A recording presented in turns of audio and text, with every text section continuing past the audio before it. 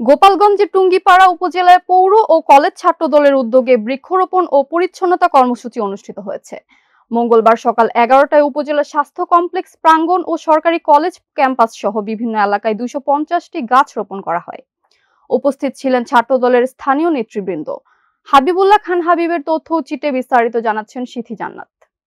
গোপালগঞ্জের টুঙ্গিপাড়ায় এসো নবীন দলে দলে ছাত্রদের পতাকা তলে তলে, এসো নবীন ভয় নাই, ছাত্র দলে সন্ত্রাস নাই। এ প্রতিপাদ্যকে সামনে রেখে উপজেলা ছাত্রদল, পৌর ছাত্রদল ও কলেজ ছাত্রদলের উদ্যোগে বৃক্ষরোপণ কর্মসূচি ও পরিষ্কার পরিচ্ছন্নতা কার্যক্রম অনুষ্ঠিত হয়েছে।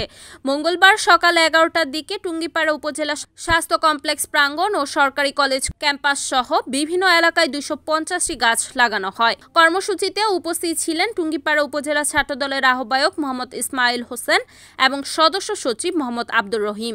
এছাড়া উপস্থিত ছিলেন টুঙ্গিপাড়া পৌর ছাত্রদলের আহ্বায়ক মোহাম্মদ রায়হান হাবিব, সিনিয়র যুগ্ম আহ্বায়ক মোহাম্মদ মতিন মোল্লা, যুগ্ম আহ্বায়ক মোহাম্মদ ইসলাম মুন্সি এবং টুঙ্গিপাড়া সরকারি কলেজ ছাত্রদলের সভাপতি মোহাম্মদ হাবিবুর রহমান প্রমুখ। নেতৃবৃন্দরা জানান, বৃক্ষরোপণ ও পরিষ্কার পরিচ্ছন্নতা কার্যক্রমের মাধ্যমে পরিবেশ রক্ষার পাশাপাশি শিক্ষার্থীদের মধ্যে সামাজিক সচেতনতা বৃদ্ধি করাই এই উদ্যোগের মূল লক্ষ্য।